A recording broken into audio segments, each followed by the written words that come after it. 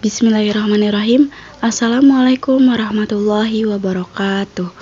Kami dari kelompok 4 akan memaparkan materi tentang penelitian pengembangan. Adapun anggota kelompok 4 yaitu Jihan Mutiara Fatin, Amelia Putri, Siti Mariah, Tiara Purnama, Ambar Sinta Hapsari, Laili Indah Suwarni, dan Rahmat Rivaldi Hidayah. Urgensi topik makalah. Penelitian pengembangan menurut Guy adalah suatu usaha untuk mengembangkan suatu produk yang efektif untuk digunakan di sekolah dan bukan untuk menguji teori. Sedangkan menurut Brock and Gall dalam bidang pendidikan menyatakan bahwa penelitian dan pengembangan merupakan metode penelitian yang digunakan untuk mengembangkan atau memvalidasi produk-produk yang digunakan dalam pendidikan dan pembelajaran. Dalam praktiknya, ada beberapa versi penelitian dan pengembangan sesuai dengan para ahli masing-masing. Selain metode penelitian pengembangan, development research dikenal juga metode penelitian dan pengembangan research and development yang hampir sama, tetapi ada perbedaan. Oleh karena itu, diperlukan pengetahuan yang memadai tentang kedua jenis metode penelitian tersebut agar dapat melaksanakan penelitian dengan baik. Dengan demikian, pada kali ini, penulis ingin mengetahui lebih mendalam mengenai metode penelitian pengembangan atau development research. Maka dari itu, penulis memberi judul makalah ini dengan penelitian pengembangan. Berikut tujuan makalah. 1. Mengetahui pengertian dan penelitian dari penelitian pengembangan. 2. Mengetahui tujuan dari penelitian pengembangan. 3. Mengetahui desain penelitian dari penelitian pengembangan. 4. Mengetahui implementasi dari penelitian pengembangan. 5. Mengetahui teknik pengumpulan data dari penelitian pengembangan. 6. Mengetahui keunggulan dan kelemahan dari penelitian pengembangan. Oke, kita akan membahas mengenai pengertian penelitian pengembangan, di mana terdapat pengertian penelitian pengembangan oleh beberapa ahli. Ahli yang pertama menurut Gay tahun 1990. Penelitian pengembangan adalah suatu usaha untuk mengembangkan suatu produk yang efektif untuk digunakan sekolah dan bukan untuk menguji teori. Nah, selanjutnya tahun 1994 Sales dan Ricci menjelaskan bahwa penelitian pengembangan didefinisikan sebagai suatu pengkajian sistematik terhadap pendesainan, pengembangan, dan evaluasi program, proses, dan produk pembelajaran yang harus memenuhi kriteria validitas, kepraktisan, dan keefektivitas. Nah, tahun 1999, Plop menambahkan kriteria dapat menunjukkan nilai tambah selain kriteria yang disebutkan oleh Sales dan Ricci. Nah, kemudian menurut Van den Akker dan Pope tahun 1993 mendeskripsikan penelitian pengembangan itu berdasarkan dua tujuan, yaitu yang pertama itu untuk mengembangkan prototipe produk, yang kedua untuk merumuskan saran-saran metodologis untuk pendesainan dan evaluasi prototipe produk tersebut. Kemudian Ricci dan Nelson tahun 96 membedakan penelitian pengembangan atas dua tipe sebagai berikut. Tipe yang pertama yaitu difokuskan pada pendesainan dan evaluasi atas produk atau program tertentu dengan tujuan untuk mendapatkan gambaran tentang proses pengembangan serta mempelajari kondisi yang mendukung bagi implementasi program tersebut.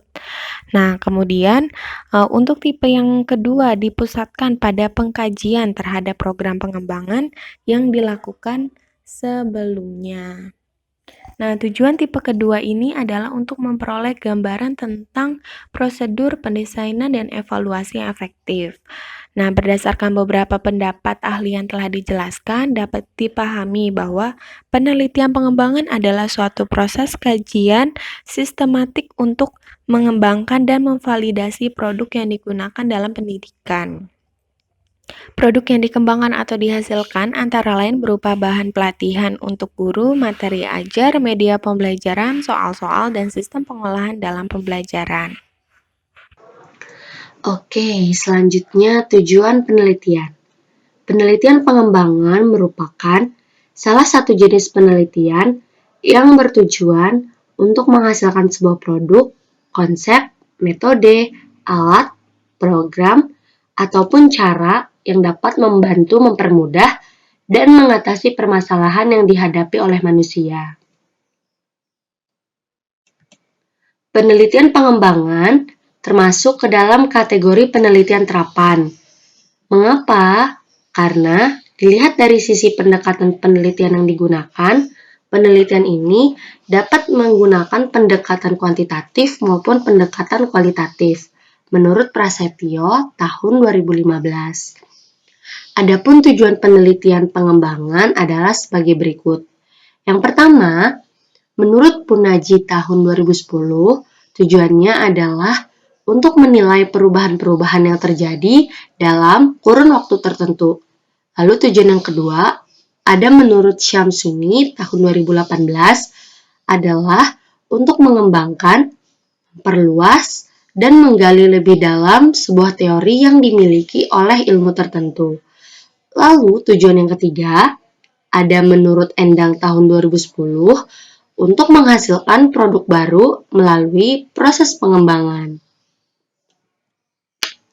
Nah, selanjutnya ada menurut Aker tahun 1999 mengenai tujuan penelitian pengembangan.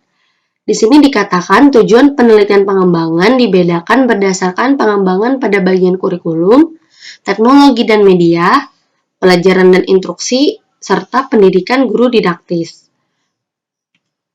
Berikut penjelasannya. Yang pertama, pada bagian kurikulum. Tujuannya adalah menginformasikan proses pengambilan keputusan sepanjang pengembangan suatu produk ataupun program, untuk meningkatkan suatu program atau produk menjadi berkembang dan kemampuan pengembang untuk menciptakan berbagai hal dari jenis ini pada situasi ke depannya. Lalu yang kedua, pada bagian teknologi dan media.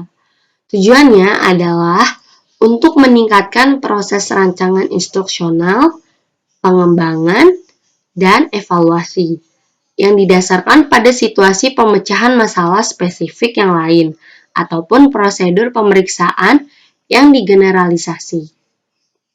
Selanjutnya yang ketiga, pada pelajaran dan instruksi. Nah, pada bagian ini tujuannya adalah untuk pengembangan dalam perancangan lingkungan pembelajaran, perumusan kurikulum, dan penaksiran keberhasilan dari pengamatan dan pembelajaran, serta secara serempak mengusahakan untuk berperan untuk pemahaman fundamental ilmiah. Nah, yang terakhir, pada bagian pendidikan guru dan didaktis, tujuannya adalah untuk memberikan kontribusi pembelajaran keprofesionalan para guru dan untuk menyempurnakan perubahan dalam suatu pengaturan spesifik bidang pendidikan. Nah, pada bagian didaktis, tujuannya untuk menjadikan penelitian pengembangan sebagai suatu hal interaktif. Proses yang melingkar pada penelitian dan pengembangan yang dimana gagasan teoritisnya itu dari perancang yang memberikan pengembangan produk yang diuji di dalam kelas yang ditentukan. Mendorong secepatnya ke arah teoritis dan empiris dengan menemukan suatu produk, dan proses pembelajaran dari pengembangan dan juga teori instruksionalnya. Seperti itu tujuan dari penelitian pengembangan. Desain penelitian pengembangan, pada dasarnya penelitian pengembangan yaitu mengembangkan suatu produk baru atau menyempurnakan produk yang telah ada. Yang dimaksud dengan produk dalam konteks ini adalah tidak selalu berbentuk hardware, seperti buku, modul, alat bantu pembelajaran di kelas, dan laboratorium. Tetapi juga bisa perangkat lunak atau software seperti program untuk pengolahan data, pembelajaran di kelas, perpustakaan atau laboratorium, ataupun model-model pendidikan, pembelajaran pelatihan, bimbingan, evaluasi, manajemen, dan lain sebagainya. Secara umum, langkah-langkah penelitian dan pengembangan mencakup potensi dan masalah, mengumpulkan informasi, desain produk, validasi desain, perbaikan desain, uji coba produk, revisi produk, uji coba pemakaian, revisi produk lanjut, dan pembuatan produk massal. Dalam pengembangan suatu produk, sebaiknya didasarkan atas pengukuran kebutuhan. Di antaranya yang pertama perencanaan. Perencanaan ini berdasarkan studi pendahuluan yang telah dilakukan, maka dibuat rancangan produk di antaranya, yaitu tujuan dari penggunaan produk, siapa pengguna dari produk tersebut, deskripsi dari komponen produk, dan penggunaannya. Yang kedua yaitu pengembangan produk awal. Pada tahap ini sering juga disebut dengan tahap validasi ahli. Uji coba atau evaluasi oleh ahli bersifat perkiraan atau judgement. Berdasarkan analisis dan pertimbangan logika dari para peneliti dan ahli, uji coba lapangan akan mendapatkan kelayakan secara mikro khusus demi kasus yang kemudian ditarik kesimpulan secara umum atau digeneralisasi. Nah, yang ketiga yaitu uji coba produk awal atau uji coba terbatas. Uji coba lapangan produk awal disarankan dilakukan pada 1-3 sekolah dengan jumlah respon atau 10 sampai 30 orang selama pelaksanaan uji coba lapangan. Peneliti mengadakan pengamatan secara intensif dan mencatat hal-hal penting yang dilakukan oleh responden yang akan dijadikan bahan untuk menyempurnakan produk awal tersebut. Yang keempat yaitu ada penyempurnaan produk awal. Pada tahap ini, penyempurnaan produk awal lebih banyak dilakukan dengan pendekatan kualitatif. Evaluasi yang dilakukan lebih pada evaluasi terhadap proses, sehingga perbaikan yang dilakukan bersifat perbaikan internal. Dalam tahap ini, uji coba dan penyempurnaan dilakukan dalam jumlah sampel yang lebih besar. Dengan sampel subjek antara 30-100 orang, ini relatif bersifat tergantung jumlah kategori dan karakteristik populasi. Langkah uji coba produk yang telah disempurnakan sama persis dengan uji coba produk awal, hanya saja jumlah sampelnya yang berbeda. Dalam pengujian produk akhir, sebaiknya digunakan kelompok kontrol. Pengujian dilaksanakan dalam bentuk desain eksperimen. Yang kedelapan yaitu revisi atau penyempurnaan produk akhir. Penyempurnaan produk akhir dipandang perlu untuk lebih akuratnya produk yang dikembangkan pada tahap ini sudah didapatkan suatu produk yang di tingkat efektivitasnya dapat dipertanggungjawabkan. Hasil penyempurnaan produk akhir memiliki nilai generalisasi yang dapat diandalkan. Yang terakhir adalah diseminasi dan implementasi. Setelah dihasilkan suatu produk yang final yang sudah teruji keampuhannya, langkah selanjutnya adalah diseminasi, implementasi, dan institusionalisasi. Diseminasi dari suatu produk yang dikembangkan akan membutuhkan sosialisasi yang cukup panjang dan lama. Biasanya proses diseminasi dan implementasi akan berhadapan dengan berbagai masalah kebijakan, legalitas, dan pendanaan, juga lain-lain. Nah, selanjutnya alur desain formative evaluation. Nah, ini ada yang pertama yaitu tahap preliminary. Pada tahap ini, peneliti akan menentukan tempat dan subjek penelitian seperti dengan cara menghubungi kepala sekolah dan guru mata pelajaran di sekolah yang akan menjadi lokasi penelitian. Selanjutnya, peneliti akan mengandalkan persiapan-persiapan lainnya seperti pengaturan jadwal penelitian dan prosedur kerjasama dengan guru kelas yang dijadikan tempat penelitian. Selanjutnya yaitu tahap formative evaluation. Yang pertama yaitu ada self-evaluation, yang mana ada analisis dan desain. Yang kedua yaitu prototyping, yaitu ada expert review, one-to-one, dan small group. Dan yang terakhir yaitu field test. Nah, field test ini merupakan saran-saran serta hasil uji coba pada prototype kedua dijadikan dasar untuk merevisi desain prototipe kedua. Hasil revisi diuji cobakan ke subjek penelitian, dalam hal ini sebagai uji lapangan atau field test.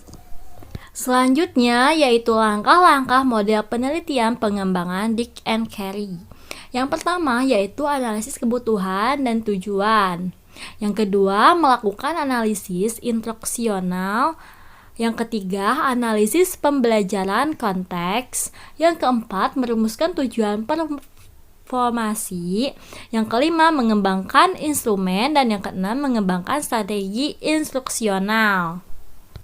Yang ketujuh, mengembangkan dan memilih material instruksional. Dan yang kedelapan, merancang dan melakukan evaluasi formatif. Dalam kondisi tertentu, pengembang cukup sampai pada langkah ini. Dick and Carey merekomendasikan suatu proses evaluasi formatif yang terdiri dari 3 langkah. Yang pertama, uji coba prototipe, bahas secara perorangan.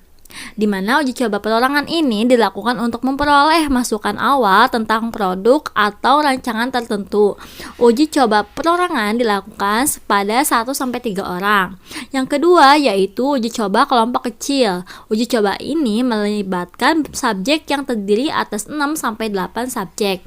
Hasil uji coba kelompok kecil ini dipakai untuk melakukan revisi produk atau rancangan.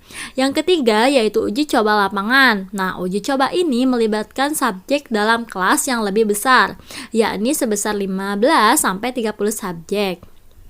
Selama uji coba ini, pengembang melakukan observasi dan wawancara. Dengan demikian, pengembang melakukan pendekatan kualitatif di samping ada kuantitatif atau hasil tes skala sikap, rubrik, dan sebagainya.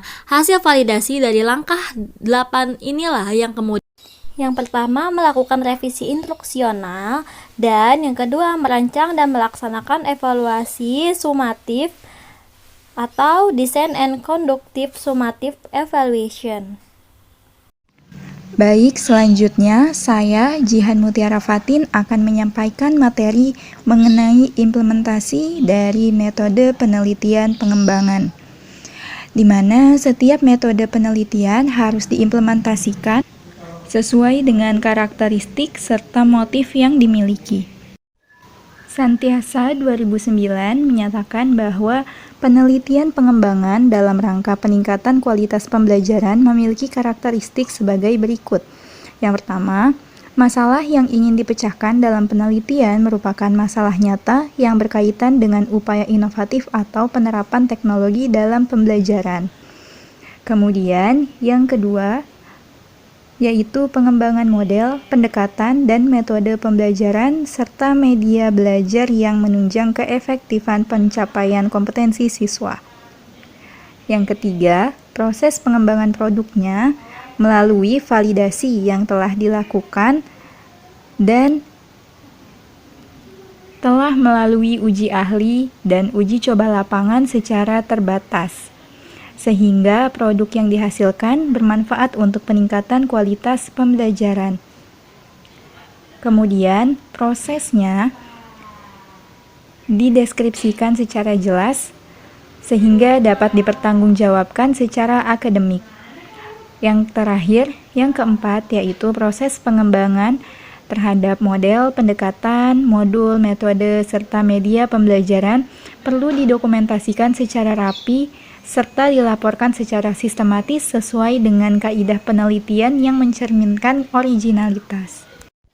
Selanjutnya, Acker tahun 1999 menyatakan bahwa terdapat beberapa motif penelitian pengembangan, seperti yang pertama, motif dasarnya bahwa penelitian kebanyakan dilakukan bersifat tradisional, seperti eksperimen, survei, analisis korelasi yang fokusnya pada analisis deskriptif yang tidak memberikan hasil yang berguna untuk desain dan pengembangan dalam pendidikan.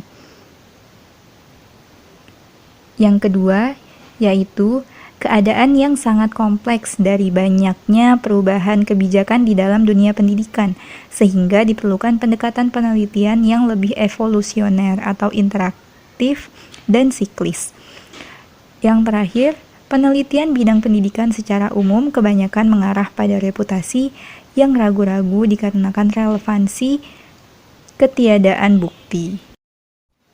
Lalu bagaimana sih implementasi dari metode penelitian pengembangan ini terhadap karya tulis itu sendiri? Nah, contohnya ini ada di salah satu skripsi yang berjudul Pengembangan Media Pembelajaran Fisika Berbasis Video untuk Meningkatkan Minat dan Pemahaman Konsep Siswa SMA. Nah, dalam skripsi ini ada beberapa poin yang menunjukkan kesesuaian karya tulis tersebut atau skripsi dengan karakteristik metode penelitian pengembangan. Yang pertama, dalam skripsi ini ditemukan bahwa permasalahan yang akan dipecahkan yaitu terkait upaya inovatif atau penerapan teknologi dalam pembelajaran momentum dan impuls, yaitu dengan media pembelajaran berbasis video. Yang kedua, yaitu berupaya mengembangkan media pembelajaran yang dapat menunjang keefektifan pembelajaran momentum dan impuls. Nah, dengan media pembelajaran berbasis video ini menggambarkan upaya dari penulis untuk mengembangkan media pembelajaran yang dianggap dapat menjadi salah satu penunjang keefektifan pembelajaran momentum dan impuls. Dan yang terakhir, produk penelitian telah divalidasi melalui uji ahli dan uji coba lapangan secara terbatas. Jadi, dari skripsi ini telah menghasilkan produk media pembelajaran yang berbasis video tersebut karena telah divalidasi oleh beberapa ahli dan telah melalui uji lapangan. Seperti itu. Jadi, dalam penerapannya atau implementasinya, metode penelitian ini dapat kita gunakan berdasarkan batasan-batasan yang telah dijelaskan sebelumnya, baik itu karakteristik, motif, maupun langkah-langkah untuk melakukannya. Selanjutnya yaitu tentang teknik pengumpulan data penelitian pengembangan. Terdapat dua hal utama yang mempengaruhi kualitas data hasil penelitian, yaitu kualitas instrumen penelitian dan kualitas pengumpulan data. Kualitas instrumen penelitian berkenaan dengan fasilitas dan reliabilitas instrumen. Kualitas pengumpulan data berkenaan dengan ketepatan cara-cara yang digunakan untuk mengumpulkan data. Nah, macam-macam teknik pengumpulan data antara lain pertama itu ada wawancara atau interview, yang kedua ada angket atau kuesioner, dan yang ketiga itu ada observasi atau pengamatan. Yang pertama itu tentang wawancara atau interview. Nah, teknik pengumpulan data mendasari diri pada laporan tentang diri sendiri atau self-report, atau setidak-tidaknya pada pengetahuan dan atau keyakinan pribadi. Nah, wawancara dibedakan menjadi wawancara yang terstruktur dan wawancara yang tidak terstruktur. Nah, teknik pengumpulan data dan wawancara biasa digunakan pada penelitian kuantitatif, kualitatif, dan pengembangan. Nah, wawancara lebih sering digunakan dalam penelitian kualitatif. Dalam penelitian kuantitatif, wawancara lebih sering digunakan untuk studi pendahuluan dalam menemukan permasalahan yang akan diteliti. Nah, dalam penelitian kualitatif, wawancara bersifat mendalam karena ingin mengeksplorasi informasi secara holistik dan jelas dari informan. Yang pertama itu ada wawancara terstruktur. Wawancara ini digunakan sebagai teknik pengumpulan data bila peneliti atau pengumpul data telah mengetahui dengan pasti tentang informasi apa yang akan diperoleh. Nah, dalam melakukan wawancara, pengumpul data telah menyiapkan instrumen penelitian berupa pertanyaan-pertanyaan tertulis yang alternatif jawabannya pun telah disiapkan. Setiap responden diberi pertanyaan yang sama dan pengumpul data mencatatnya. Nah, yang kedua itu ada wawancara tidak terstruktur. Nah, wawancara tidak terstruktur adalah wawancara yang bebas di mana peneliti tidak menggunakan pedoman wawancara yang telah tersusun secara sistematis dan lengkap untuk pengumpulan datanya. Contohnya, bagaimanakah pendapat Bapak atau Ibu terhadap kebijakan pemerintah terhadap perguruan tinggi berbadan hukum, dan bagaimana peluang masyarakat miskin dalam memperoleh pendidikan tinggi yang bermutu? Nah, jenis wawancara ini sering digunakan dalam penelitian pendahuluan atau penelitian yang lebih mendalam tentang responden. Dalam penelitian pendahuluan, Peneliti berusaha mendapatkan informasi awal tentang berbagai isu atau permasalahan yang ada pada objek, sehingga peneliti dapat menentukan secara pasti permasalahan atau variabel apa yang harus diteliti. Nah, yang ketiga itu, selanjutnya ada observasi atau pengamatan. Nah, di sini yang pertama itu ada beberapa macam observasi. Yang pertama ada observasi berperan serta.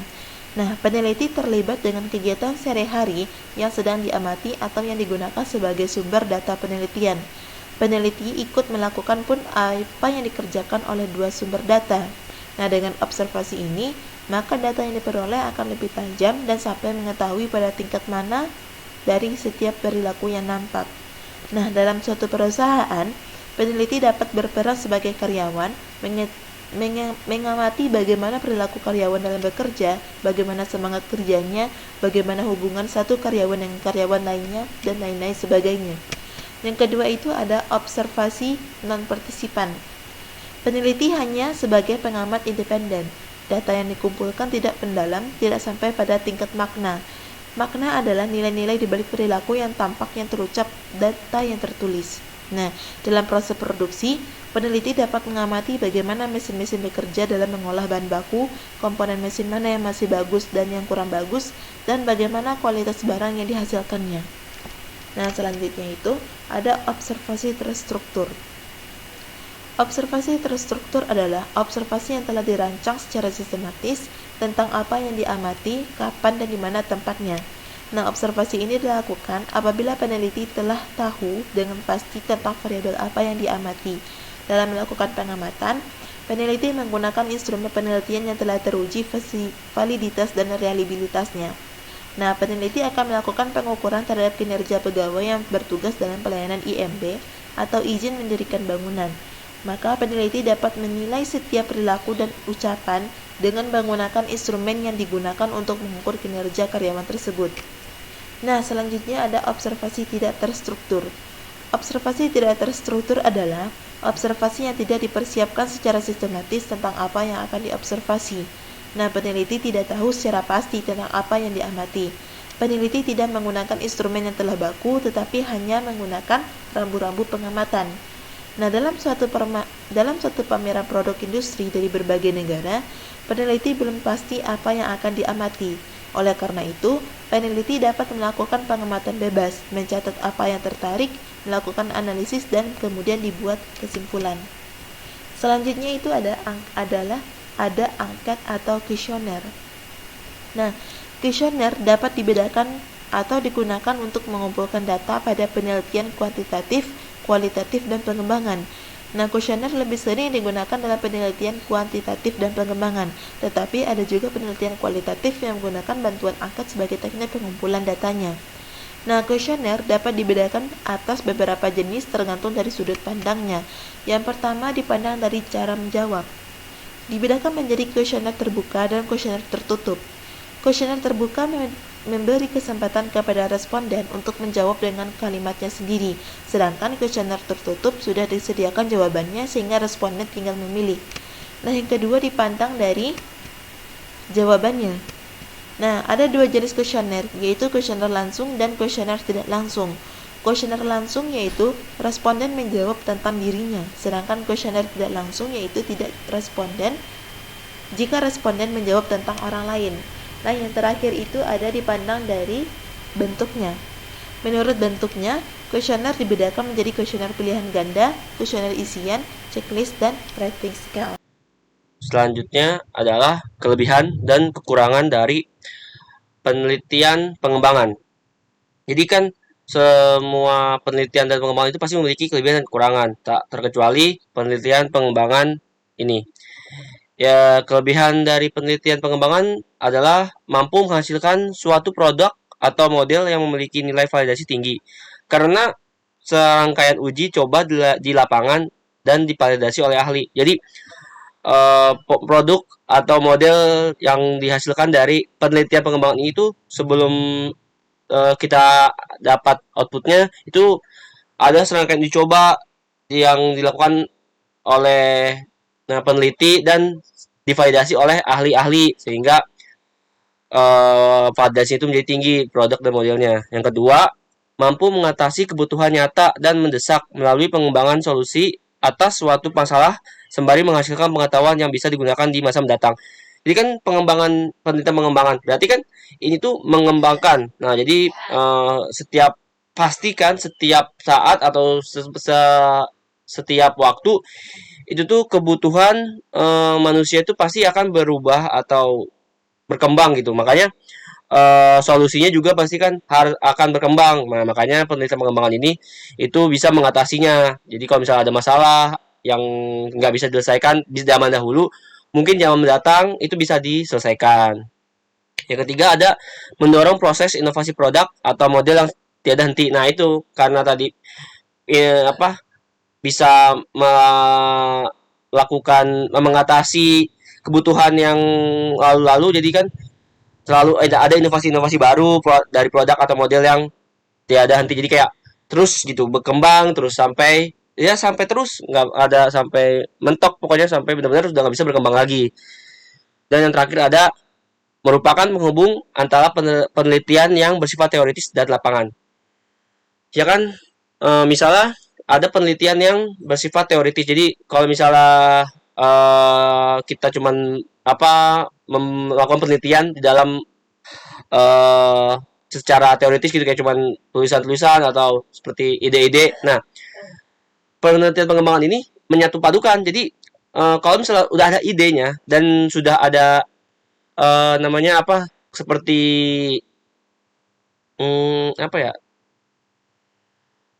ide-ide yang bisa dituangkan dalam tulisan, namun belum bisa dilakukan secara langsung gitu. Nah, penelitian pengembangan ini bisa menghubungkan antara ide-ide yang bersifat teoris tadi ke dalam kehidupan nyata atau ke dalam yang langsung gitu, dites di dalam kehidupan gitu, dalam masyarakat luas. Nah, itulah kelebihan dari penelitian pengembangan. Pasti kalau misalnya ada kelebihan, ada kekurangan. Kekurangan penelitian pengembangan itu yang pertama adalah pada prinsip memerlukan waktu yang relatif panjang karena prosedur yang harus ditempuh relatif kompleks. Nah, seperti tadi kan, karena kelebihan yang tadi itu validasi tinggi karena dilakukan uji coba dan divalidasi oleh para ahli, makanya memerlukan waktu yang relatif panjang. Karena kan prosedurnya itu nggak sekali dua kali, kayak ya harus ada validasi dari A, B dan sebagainya, atau ya berulang-ulang gitu sampai benar-benar ya itu udah paten. Yang kedua, tidak bisa digeneralisasikan secara utuh karena penelitian ditunjukkan untuk pemecahan masalah here and now dan dibuat berdasarkan sampel bukan populasi. Jadi kayak nggak bisa gitu, misalnya kita ngambil satu sampel dari seluruhan yang ada. Misalnya kita ingin melakukan penelitian di kota A, kita nggak bisa cuma ngambil di keluarga C atau cuman di RT 1 gitu, nggak bisa, harus ya banyak gitu. Dan dilakukannya ya saat itu juga. Jadi kalau misalnya kita ingin penelitian pengembangan itu bagus, ya kita harus menyelesaikannya itu saat itu juga, nggak bisa diambil satu sampel terus kita bikin sama semua, nggak bisa, karena kan pengembangan berarti kan ya harus mengembangkan bagaimana caranya agar jadi sempurna gitu. Seperti tadi harus divalidasi lagi. Yang terakhir ada penelitian memerlukan sumber dana dan sumber daya yang cukup besar. Ya ini karena tadi kita memerlukan waktu yang relatif panjang, terus juga kita nggak bisa generalisasikannya secara utuh, makanya kita membutuhkan sumber daya dan sumber dana. Karena kan ya semakin panjang proses, semakin panjang juga sumber daya, banyak juga sumber daya dan sumber dana yang kita perlukan gitu. Nah, untuk kekurangan dan kelebihan cukup sekian. Sekian presentasi dari kelompok kami, kurang lebihnya mohon maaf. Wabillahi taufiq wal hidayah. Wassalamualaikum warahmatullahi wabarakatuh.